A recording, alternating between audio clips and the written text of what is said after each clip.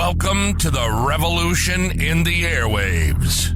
It's The Cure with Scotty and Sully, where we don't just talk about the medical industry, we transform it. This is The Cure with Scotty and Sully, where we don't just cover excellence, we create it.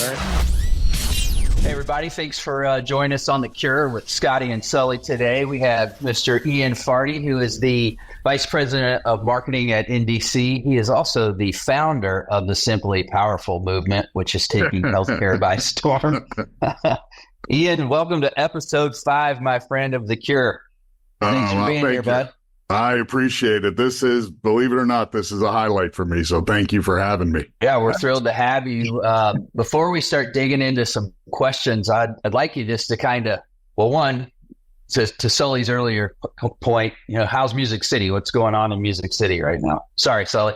Yeah, it is amazing. I'll tell you, we're very lucky to be in one of the top 3 cities, for popularity in the U.S., especially with our headquarters and events and stuff. But Broadway's out of control. Country music's taking it over. The Neon Neighborhood, I think, is the new name for it. Whoa, not Nash Vegas, huh? Not Nash Vegas. It's now the Neon Neighborhood. And it is going great. It is a beautiful city. And my biggest surprise was the food. I thought I was getting deep fried stuff coming here, but the food is world class. Yeah, it's funny. When I lived there, it's changed so much. I think I moved here in 2009. So I was in Nashville from 2006 to 2009. Yeah. And just, I get why they call it the Neon Neighborhood. It's so much neon downtown and 3-story bars, 4-story bars. So none of that existed back when I was living there.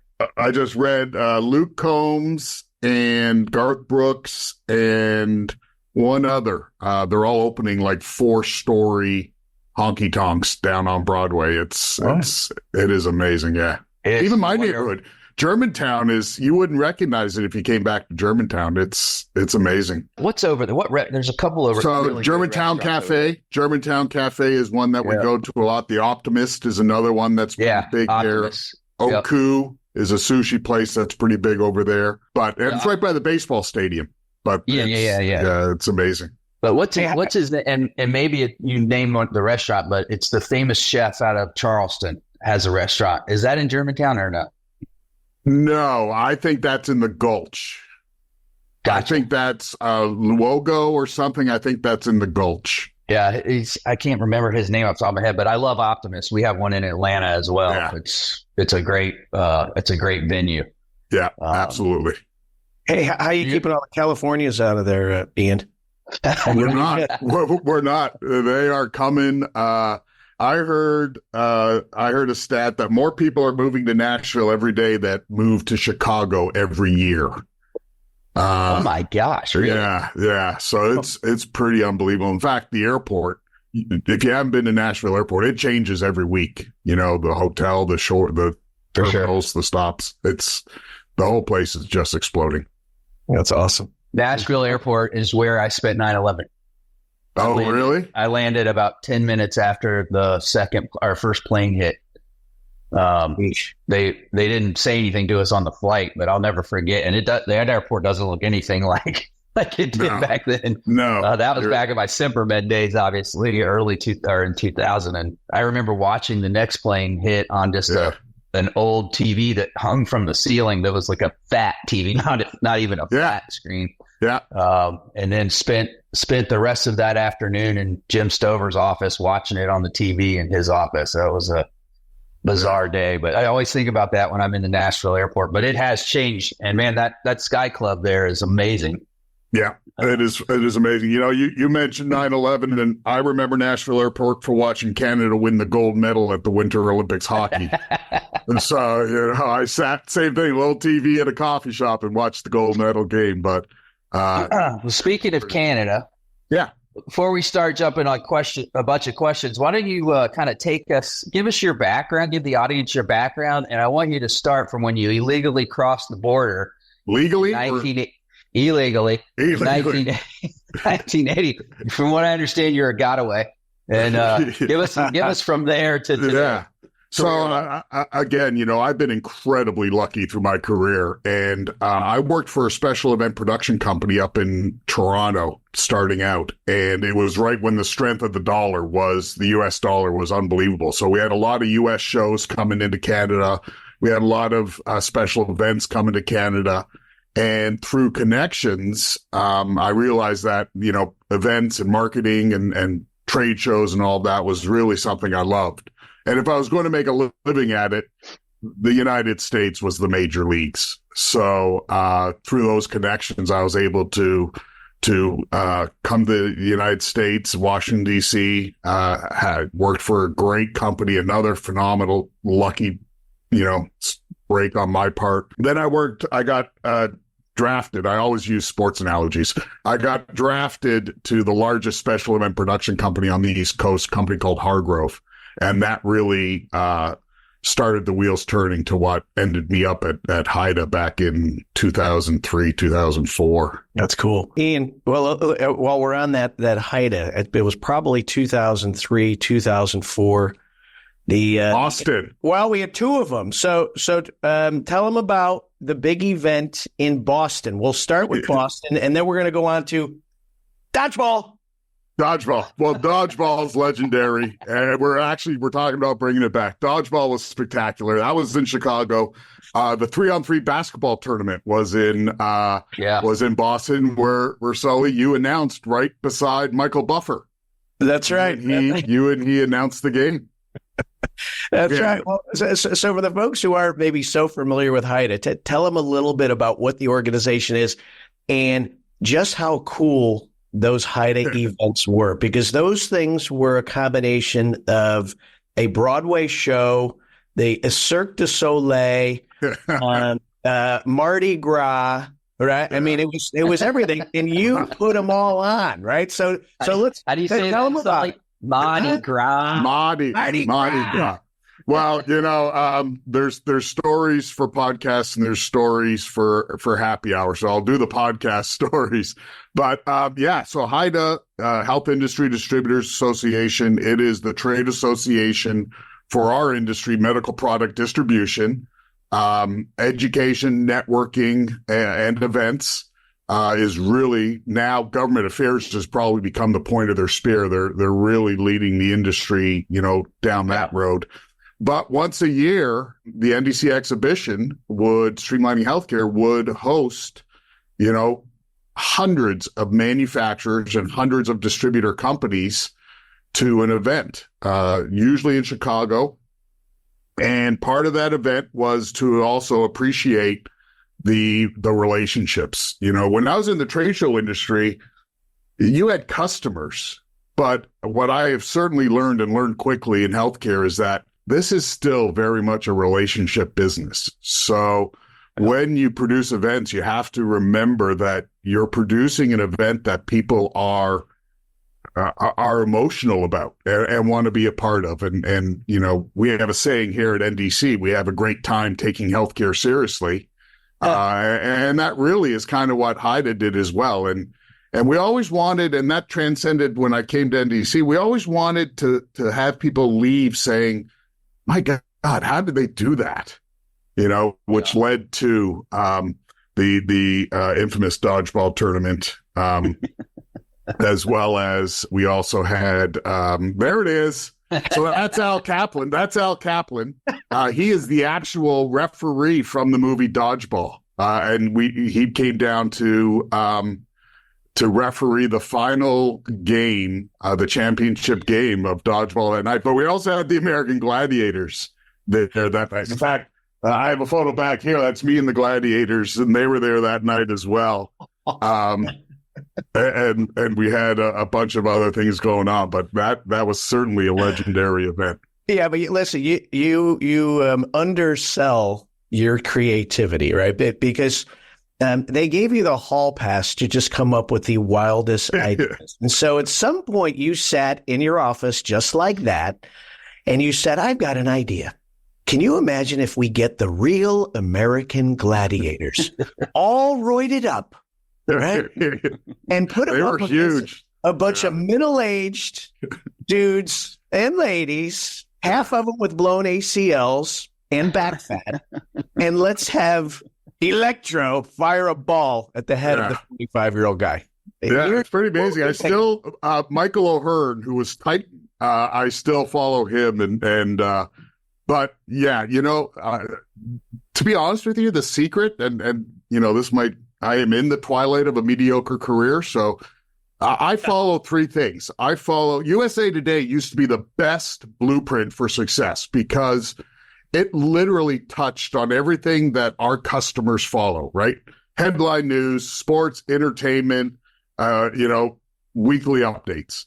So when you follow music, entertainment, and sports, you're generally touching on things that are critically important to your customers or their hobbies, or even better, their children. So, you do something for someone and you might get a customer. You do something for someone's children, man, you got a customer for life. It's unbelievable. I think Walt Disney coined that phrase. But so we, I'd love to be able to, came up, dodgeball, we all connected to it. We all knew how to play it. We all knew what was going on. Titans had just come back on TV, or Gladiators had. So that had some pop to it. And then bringing in someone who was in the movie to be a part of it. It's really just finding these experiences that, look, we're 20 years later talking about it, finding these experiences that resonate with people. I hear often, I wasn't a part of the baseball game at Wrigley Field, but I heard that too was absolutely epic. The charts. That was Fanning in mid-March. Yeah. I had one of my good buddies, Pete, he was a PSS rep at the time. He played in it and hit a home run in that game. That kid will never forget playing in that baseball game. Hit a home run in Wrigley Field. Yeah. I mean, it's those things that everybody remembers. You talk about relationships, Ian. I don't think I have a day go by here that I don't hear somebody mention it's still a relationship business. Mm-hmm. It is so relationship driven, and the stuff that you've done. And I also, the other thing that came to mind when you were talking about that, we host about a half a dozen, insight meetings a year with supply chain folks and national account people. And one of the things we get back regularly on our surveys when we're surveying how the meeting went is we love the networking time. We want more, give us more networking time, where we feel like we got to fill every minute of the schedule for them to make them see value in it. They like talking to each other and picking each other's brains.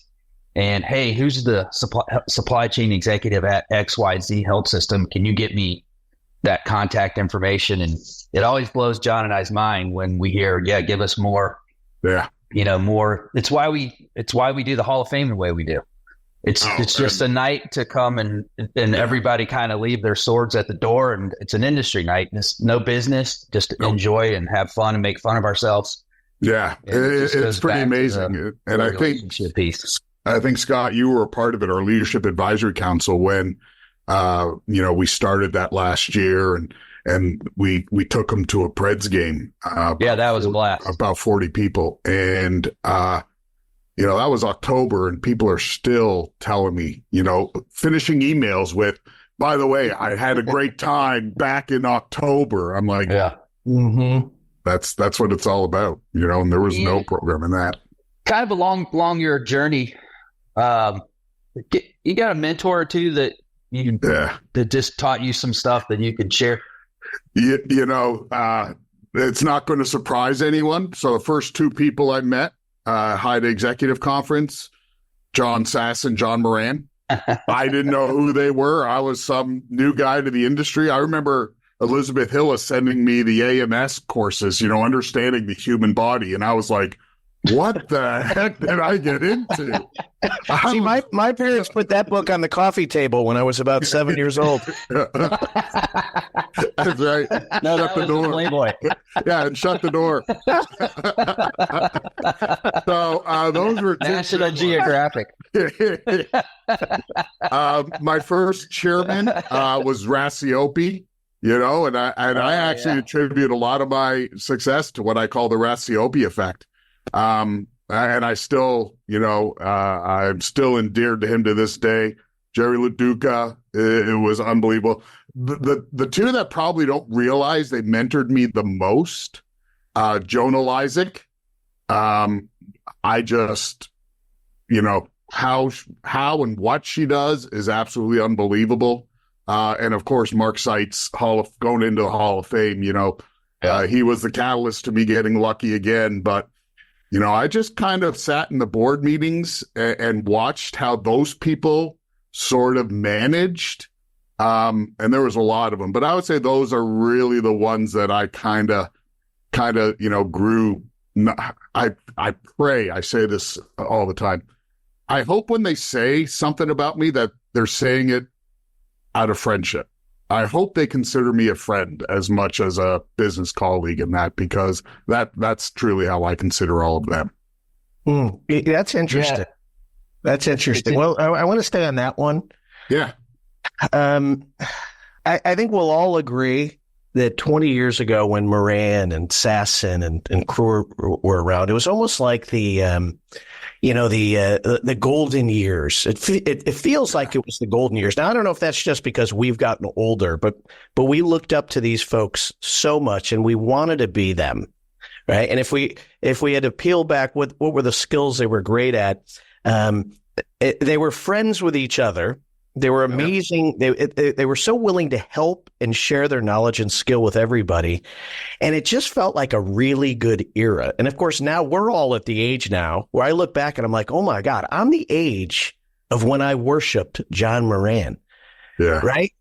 Yeah. Do you think we can fill their shoes or the folks at our level? Can we do that? I think we can do it differently. I think there's different pressures on everything we do now. I speak to people and they're doing more in their workday than they've ever done before, but I think they've also got more tools. I just think it comes down to healthy competition. So you can be a nice person, you can give advice, you can share industry knowledge and those types of things. And it's the Hall of Fame dinner. There are people going into the Hall of Fame every year, 20 years later, and everyone shows up because those people have found their lane in our industry. And I'll tell you what, Natalie Martin, on our team here at NDC, she is that next one. She is out of control, phenomenal. Does an unbelievable job. I could say she's the straw that stirs our drink, and she'll mentor someone someday, and they will absolutely wish that she considers them her friend. So they're out there. There's just a lot more pressure than we had back in the day. I'll chime in on that, Sully. I think that's a really interesting question. I think we live in such a different era than those guys did. Yeah. And I say that from a sense of it's hard to go call on a customer in their place of business today because so many people don't even come to the office, and marketing teams are spread across the country. Yeah. Instead of, hey, I'm coming out to San Diego and I want to meet with all of the diagnostic companies in the office with the marketing teams and sit down and go through their plan for the year, what we owe them, what we've done. Yeah. Now it's a Zoom. So my comment to that would be, you just have to make more of an effort to continue the relationships and grow them. And to Ian's point, there are more tools and we can use Zoom and everything else. I worry about the generation kind of behind us and how those relationships are going to look given people aren't face to face. And man, how hard would it be to break into becoming a national account representative for a manufacturer and you can't go sit with your category manager? Yeah. At one of the distributors. And it's even true in some areas we see on the supply chain side at the health systems where they're still working from home and they're not at the actual facility. So, yeah, I think it's a real interesting question, but I think that we can just have to make a different effort. And the communication styles are so different. Those jokers saw each other just a handful of times a year. They didn't have cell phones for the most part. Right. I mean, Moran still does leave a different. Still doesn't have. Yeah, right. Exactly. Well, and you know what? Also, I think the disposable, the dollar is used different nowadays. So, I remember, Midmark showing up in wedding dresses, 40, 50 strong. I remember selling 40 by 40 booths and, I don't know if it's time or COVID or, chief revenue officers, which is a great title that I deal with now at hotels and those types of things. It's, I think a lot of that has changed where the need to provide Sassen going and talking to Moran at at a HIDA executive conference. No one needed to measure the ROI on that. Yeah. Just, you know what I mean? That's a brilliant statement, right? Yeah. But I am tested. Hey, wait, before you go there, just for the listeners who don't know, who is Sassen and Moran? Because they might not know. Yeah. Or, well, you all probably, look, I'm new to this game. John Sassen, PSS, now, unfortunately passed away. Actually, shortly after a Hall of Fame dinner, I spoke to him a couple days beforehand, offered him a ride to his hotel. He said, "It's okay, Ian, I got a car." I was like, of course. John Moran, absolutely legendary, has a very prestigious award named after him. CMO, maybe finished at PSS as CMO, maybe EVP. John Moran, good God. You're talking Welch, Allyn, Mount Rushmore. Legend. Yeah, Mount Rushmore of Welch, Allyn. And Jack, his son, still in the industry, running a great company, doing great things. Don't forget Danny. Danny's there too. Danny's doing great things. Danny's the quiet, chill one. Yeah. I don't get to spend much time with quiet ones. I don't know why that is. But, two incredible leaders in the industry who grew up in the industry and dared to do things different and were successful doing it. Yeah. Yeah. Two great individuals, John and John. Both they were original Hall of Fame guys, but they were the first 10, I think. Yeah. 2 of the first 10 to go in. Sassen was the first one that we did the Hall of Fame dinner for. Yeah. I think Matt Rowan spoke. Didn't Matt Rowan roast? Yeah, he roasted him. Yeah, Matt's the best at roasting. Yeah, he is epic. He is epic. He could rip it pretty good. Yeah. Well, Scotty. Well, Mike, as I'm thinking about this, John Sassen, again, for those of you who are new to who this guy is, big leader in PSS on the distribution side of healthcare, John Moran on the manufacturing side of healthcare. Both amazing leaders, but different guys. Oh, yeah. Right? And so I'm always intrigued, and we talk about this a lot when we discuss leadership, how there's different type of coaching styles, right? You've got your Bobby Knights and you've got your Coach K's. There's different types of leaders who create different types of cultures and different types of teams, right? And I would say the PSS culture was maybe a bit different than a Midmark or a Welch Allyn, yet both were successful, right? Yeah. Pat Kelly was maybe different than a Scott Fanning, but both successful, right? So it's hard to figure out what's the formula. Am I supposed to be this? Am I supposed to be that? What lesson would you give to a young leader, be it marketing or sales coming up, who's wondering, which lane am I supposed to pick? Wow. I mean, you got to be yourself. So, if you want me to be John Sassen, quiet, reserved, intelligent, to the point, it's not who I am. So I decided a long time ago that I was going to complement myself with incredible teams. So I have some quiet individuals who nose down, get some work done. I have some extroverts who enjoy going out and meeting people. And I think you just got to find what you're really good at and follow your path in that lane. So, if you want to be really good, if you want to walk in a room and people come up and high five you, you got to be that outgoing person. In fact, John Moran taught me early. He said, whenever I go to a networking function, I get there early and I stand at the front door and I go back to the front door just before it ends. That way I see everybody coming in and everybody leaving the event and I don't miss people. And I've now done that forever since that one little piece of advice. But I'm a high fiber, we have people on our team that are, a little more quiet and reserved, but incredibly intelligent. Another Hall of Famer, Brian Taylor, always used to, he talk about this, Sully, exactly what you're kind of sharing there. We did a podcast last week with the guy, and he talked about a rep couldn't get past the gatekeeper on stuff, so he started doing magic, and it made me think of Brian. Sully, right? Brian's way of meeting and talking to anybody and everybody at a meeting was at the bar at night. He would carry, and this is not an exaggeration, anywhere from 4 to 6 decks of cards in his pockets. He's like a marsupial. That were different magic tricks. And it is, Ian, to your point, be yourself. John was Sassen was very quiet, soft spoken, but people just gravitated to him, and he was so caring. Yeah. And then you got Moran, who could just be the biggest jackass on the planet, and he always had Malero around him. Yeah.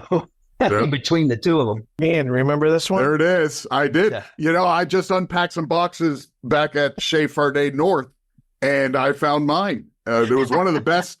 I posted it online, and it got more likes than much of the real content I post. Hey, I want to go back to this concept of when you were at a meeting and what John Moran would do, and I love that, showing up at the front door and then being there at the end. And I really try to coach younger salespeople that. Right now, I'll do an exercise. In fact, I did it yesterday. And of course, young Charlie Pritch was in the audience, Scotty. Right, we had Pritchard's boy. And, I was with MedPro doing a day and a half boot camp, and I do this every time I do a session.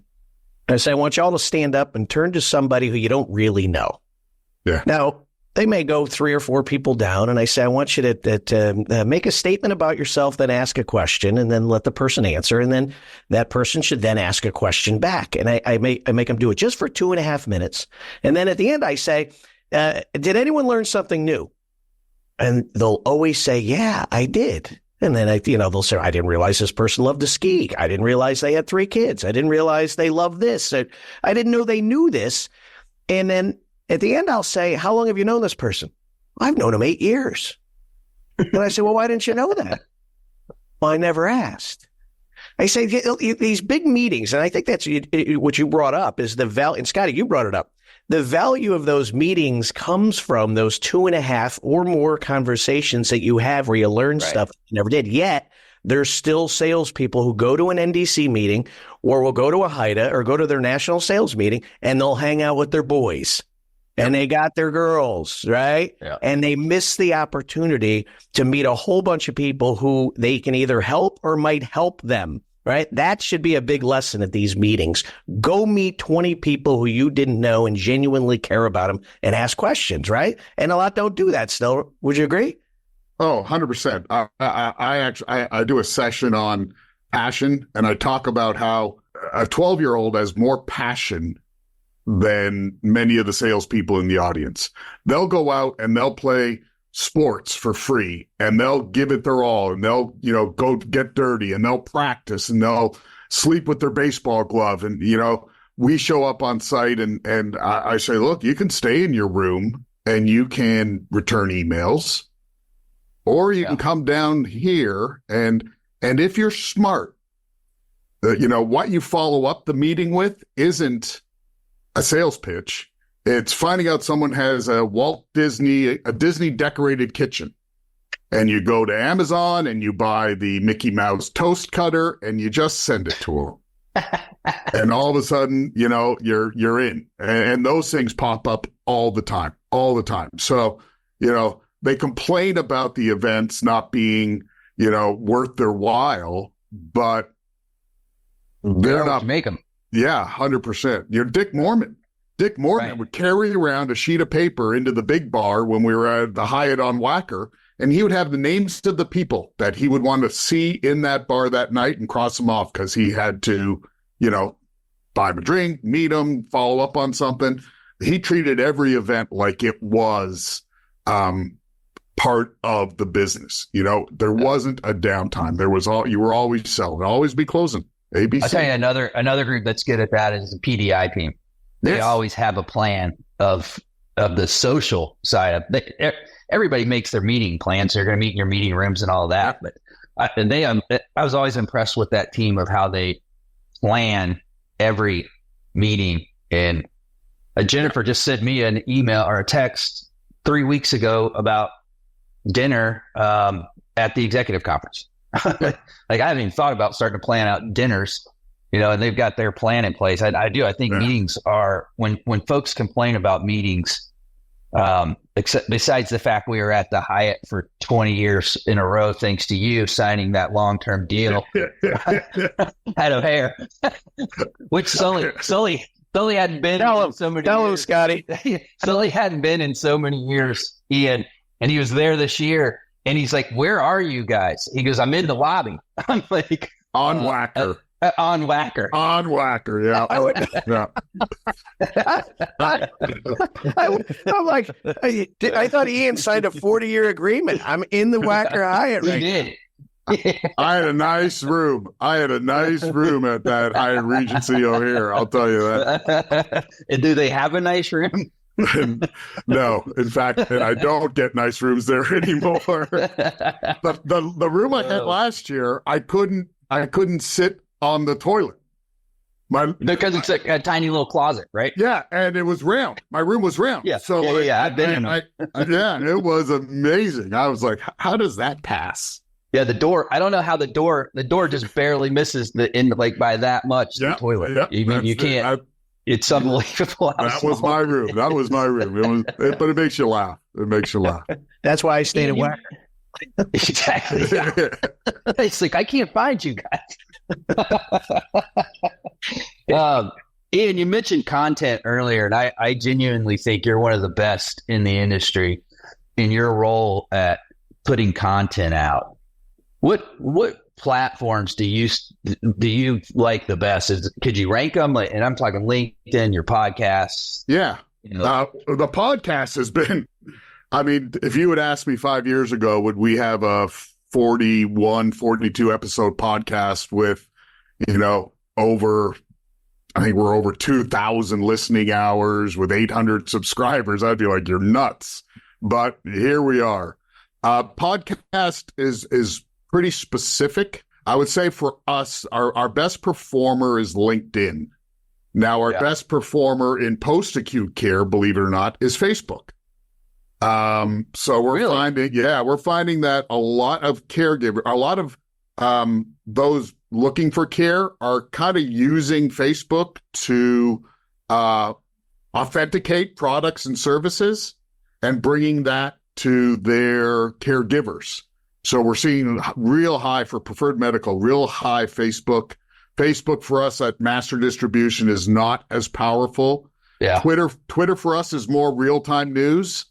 What's going on, where's it going, those types of things, show updates, industry updates. But LinkedIn for us is our top provider. And the content, we try to match the personality of the content. So if we're pitching the show, you're going to see Ian get, escorted out of the stage by the bouncer on video. We're doing some stuff now with the airport where it's so new that we're doing videos in all the new restaurants and interviewing the managers there, and they'll be hitting soon. But you also got to pay close attention. A lot of our content comes from you, Scotty. It's daily news and repertoire. So, you've got your thumb on current issues, and then we're able to spin off that and probably, stay in line with the current issue because we follow what you guys do. And it's phenomenal. But so matching the personality, you can't talk about, you can't be crazy and rate Bloody Marys, during cardiac or, sudden cardiac arrest month. So we work hard to kind of match the message to the personality of the content that's delivering it. Are you collaborating with any of the vendors, Ian, on content? And do you have any examples of that? Yeah. So we're doing some stuff now with Duracell that's starting to roll out. They tested some stuff in the UK. They put you in a rabbit. Yeah. That's the wrong. Unless you're in the UK, that's the wrong company, but that's okay. So Duracell's doing some cool stuff. We're just literally this morning, I got the email that they got the okay to kick it out. So you'll see some of that. And we have a video series called Join the Conversation that we're partnering with, really around product launches. So Join the Conversation, sort of our clinical solution, because it's on video and audio. Podcast is just audio. So we can get into some of the features and benefits of products. And we're popping, like, I think we just passed 5,000 views of some content we did last week. Wow, that's great. That's probably, that's one of our highest ever, but so we're leveraging some of that as well around these product launches. Just wait till you repost this, buddy. 5,000's nothing. Hashtag all right. Zip out. We've gotten, actually, we're working with our keynote speaker for the May show. She's a phenomenal person. You won't want to miss her. Victoria Allyn. She's a host at ESPN, but a gold medalist for the Special Olympics, Paraplegic Olympics, and just an incredible story. And we were working on a video to hype the show with her, and we got her to beckon the call, and she dropped us a SimPow. So nice. We're pretty happy about that. That's awesome. Hey, one more question on the social stuff. Do you do any paid ads? What's your take as a marketing guy? Yeah, so very little. We do some paid ads on the preferred medical side, because those products, whether you got Puggles or Kangaroos or Joeys, we're buying some words and doing some paid ads on the preferred medical side, especially around infusion, which is a big focus for us coming up this year. On the master distribution side, not as much. We'll boost every once in a while, for some things, but not as much on the master distribution side, because, we're behind a firewall. So, to buy from us, you've got to have licenses, you got to have an agreement and those types of things. So just getting the search and getting the click isn't always enough for us. We need to really engage in that lead generation. Yeah. Hey, I want to ask both of you this, Scotty. And if you think of LinkedIn, so Ian, you've done such a good job. Your videos are fun, right? You on rooftops. And I think that's what makes people want to watch them, right? Because they have a ton of personality. I think they're the perfect length of time. Now, when you add, and Scotty, you and I talk about this all the time, is adding value in your content. So we're making you smarter. So we keep pumping out this stuff for free, right? Daily news, free. Repertoire, free. And so my question always is, even for myself, is when is it okay to withdraw on those deposits and ask for something? This balance between, it's not self-serving. Certainly content is, this is for you. I'm here to make you smarter. But at some point, you're doing it to get business, right? Yeah. When is it safe to say, hey, I want your business, but in a way that isn't, I want your business, right? When can you withdraw from that stuff that you keep giving? And how do you do it? Well, it's getting tough for us. It's data analytics. So 4 years ago, we started tracking our data analytics, and that has now, knock on wood, they came back really good. Our emails are opening of somewhere around 30% higher than the industry average. But what that gives us the permission to do is to go to our partners and say, hey, look, you need to engage more. Here's a vehicle for you to engage in, and here's the cost on doing it. And we now can track how a activation of a marketing vehicle will impact your sales. So they get a chart from us that shows their sales tracking on top of their marketing activation tracking. And it's just a beautiful thing, because you can see 15 to 30 days after activating a marketing program, boop, little pop in sales. So that's what they need to really invest more, to go out and get a new supplier or new business. On the manufacturing side, it's a little more difficult because, gloves, very tough market right now. How many do we inventory? Right. It's crazy. So we do better growing wallet share with existing customers and moving them up in their investments because it's paying off for them. So that makes the ask super easy. Distributors, I mean, if you're opening up a medical product distribution company today, would you try to go direct to 400 manufacturers, which is essentially who we have in our warehouse?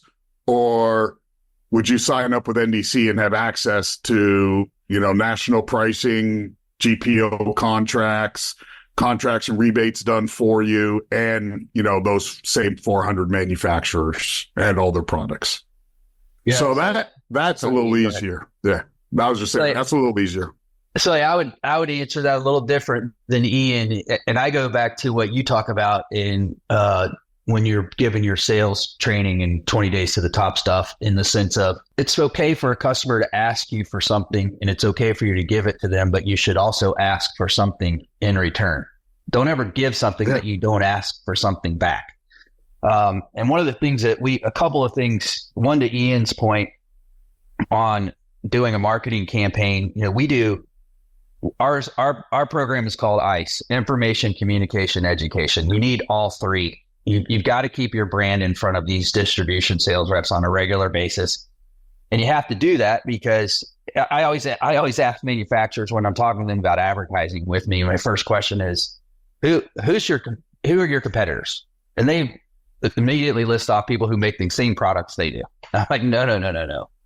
Your competitor is everybody on a trade show floor that will distribution rep can sell, because they're trying to gain mind share. And for us, that's where the information, communication, education comes from. You've got to give them your information easily, which is why we develop Rep Connect. Communicate to them on a regular basis through the magazine. That's a lot more about branding, staying in front of them. Reps we survey the reps a handful of times a year, and they tell us consistently 88% of them still want the hard copy print repertoire magazine because they're on their phones constantly and on their computers. And then the last piece, which I think is the most important piece, is educating them on how to talk about those products and bring them. And every time we do campaigns like that, we see blips in sales. It's without fail, we watch it grow. So to your point, we do all this content so that I can ask the manufacturer, right, hey, I can't do this for free. Right. It is given free to the distribution sales rep, but I need you guys to help fund this. And, we do get pushback on the magazine by especially younger marketing folks where they're like, hey, we don't want to do anything print. Here's the thing about it. You want the most beautiful treehouse in the neighborhood, right? Every kid does. Yep. You got to feed the tree. Repertoire is the tree that you're going to put this beautiful thing in. And repertoire is my link to that audience watching your 2-minute education video. Mm-hmm. And then we've gone a step further, and with our 12-time advertisers, we've gone to them and said, hey, we've been writing for 30 years to this audience. We know how to communicate to them. Next, in this coming year, I want you to give me 4 topics you want me to write about. And then let me write about that from the magazine's perspective, from our perspective, and brand the very problems that you solve as a manufacturer. Mm-hmm. But for that, I need a little bit. I can't do that for free because I got to keep the lights on, and I got to pay writers and content creators and the guys that do my podcast and on and on and on. So I think it's very fair to ask that. And I would say the same thing to the manufacturers. Hey, if you're doing stuff for the distributors, it's fair to ask for their business. Right. And to the distributor doing stuff for the practices or the hospitals or systems they're calling on, show them your value. And then it's okay to ask.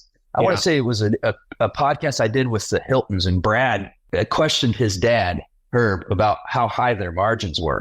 And Herb's comment back was, are you not valuable? Are we not a valuable organization? Right. Do we not bring them things that help them make?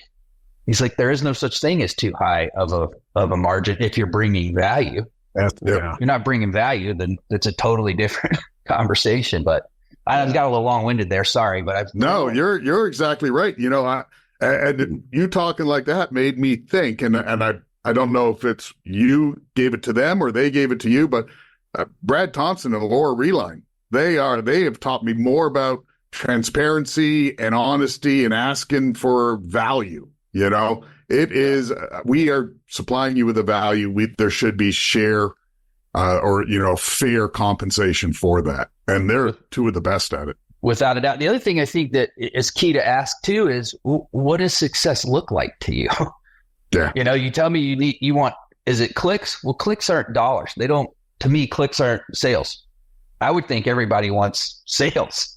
Yeah. Yeah. It's not necessarily about the number of clicks. It's can I help you gain market share, mind share over the next year? And if not, I know I'll have a seat at the table next year. So I'm going to do everything I can for my advertising partners to help them gain share every which way I can. Yeah, I think you got to deliver value. You're right, Ian. And then I think you should be able to ask for a fair price for that. Well, manufacturers, you heard it here first. Scotty has given me a license to hunt. Expect my call. Let's tag team. No, but even you there, Ian, you gave a little NDC commercial, right? That's your pitch. Your pitch is, would you rather take the time to find 400 manufacturers, right, or would you rather come? And that's your pitch. You just through your value now. So as I'm sitting here thinking, I'm thinking, okay, Ian does all these really fun posts, and they make the viewer or the listener smarter, or they're entertained. There's great value, but at some point, you're going to have to post something that says that pitch. Hey, the objective of this post is actually to let you know who we are, and I'm going to sell you a little bit now. But you've earned the right because you gave, 100%. you gave. And I think it's okay to at some point say the objective of this post is to tell you who we are, what we do, and the type of people who we'd love to work with. And a final point on this, and salespeople, two types of salespeople. There's some salespeople who never give value. Everything we're talking about, they just go with an open hand. Give me an order, right? Yeah. So they do it too. They don't. There's no content. There's no education. I love your analogy, your acronym ICE, Scotty. But then I have some salespeople who they pop by. They're always helping. They're doing the favors. They'll do the late night in service at 2:00 in the morning. But then they're afraid to ask for an intro to the other department. You know, like, if you're doing the first part right, you've earned the right to ask for the business, and I just think we all need to be reminded. Yeah, 100%. You nailed it. So, yeah, all right. What are you doing right now to kind of engage the members? To what Sully was talking about there. Yeah. So, on the business side, we've done really well at treating distributors as customers and suppliers as customers. They are equal in our camp. Yeah. So we're rolling out some pretty slick supplier solutions and distributor solutions that will literally have them do better business.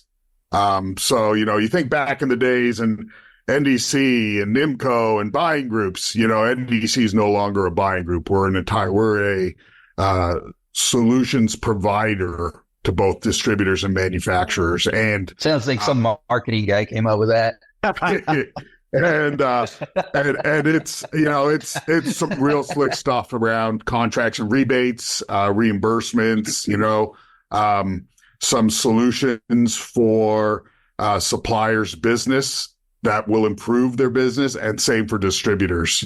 So that's probably the coolest stuff. Obviously, there's acquisitions that are always, I just hope we finally acquire someone with a marketing department, because right now we've got a streak of about 4 or 5 companies with no marketing department. But so that's super cool stuff going on. And Steve Martin is doing a phenomenal job leading those supplier relations. And John Cooksey and Mark Klein are doing phenomenal work. And of course, Jack Stevens knows both so well, our new CEO, that he's brought some great ideas and direction to the entire organization that way.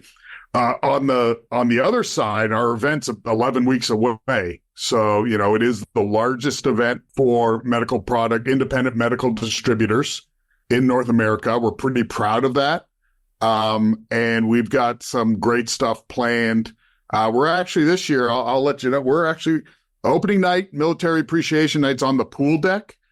So what else would you expect on a pool deck? We're building a curling rink on the pool deck of the Grand Hyatt Hotel. Nice. And we've got a gold medalist from the U.S. Olympic team coming in to teach people how to curl. Lots going on with the show. Real education this year, too. We got a lot of education, a lot of product training. We've heard that from our surveys. And Scotty, I know you and I have had some conversations about how can we continue that through your services. And I'm eager to continue those as well. So yeah, there's lots going on with the show and back on Broadway and the Grand Hyatt and closing night parties at Justin Timberlake's 1230 Club, which is a whole new vibe for us. You know, it's swanky, it's jazzy. So that'll be interesting to see. So there's a lot of new stuff going on as far as that, but most of our focus, we're very lucky. Haida was very gracious to give me an event to play with and NDC and I report to Steve Martin and I check in with him and he has sort of the same look you two had when I told him we were going to put a curling rink on the pool deck. I was like, oh, okay. You got a little capital. So I don't miss it this year. What night is the closing party? Closing party's May 15th. Wednesday, May 15th. Gotcha. At the 1230 Club, it's walking distance from the Grand Hyatt. So we're pretty excited about that. Gotcha. Sully, you take us home, buddy. Yeah. So Ian, thanks a ton, man. We know you're busy. And again, keep creating this fun content. You've been doing it forever. Thank you. There's a few guys over the years who've made the industry fun. And I think, there's always this balance between it's healthcare. Aren't we supposed to be professional? Aren't we supposed to be, aren't we supposed to be like pharma companies? This is a serious business. And I think what you've taught a lot of people is that no, if we're going to wake up in the morning and we're going to work our asses off, we're going to have a blast doing it. And I think just giving that hall pass to people like me and Scotty and the younger generation coming up, it'll make their jobs more fun. That'll make their engagements with their customers a lot more fun. And fun still sells. So keep doing it, man. Well, thank you. I appreciate it. And look, it wouldn't work if you guys weren't as awesome as you were and buy into it and, do your own crazy things. And fun is contagious. Smiles are contagious. The only thing you're in control of is how you manage yourself through the day. So it's better to do it with a smile and have some fun, and the work doesn't seem so hard. So don't sit in your room doing emails. Get your ass downstairs to the meeting. Yeah, 100%. You know what it costs me to put on that meeting? That's right.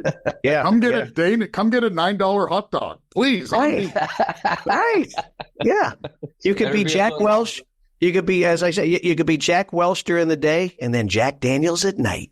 There you go. All right, hey, ladies and gentlemen, you don't want me near the dirty water. Hey, if I'm a small manufacturer, but I got a great new technology, or maybe I'm opening up this great new distributorship, and I need a partner. Where can I learn more about NDC? Listen, we love to say yes. So just shoot me an email. Phone me. I will listen and make sure you're put in touch immediately with the right person who can make the decision for you quickly. That's awesome. All right, ladies and gentlemen, check out NDC, one of the great friends of of the industry, and we're blessed to have you, Ian Fardy, NDC, brother. Scotty, you close it out. Ian, thank you for being on the Cure.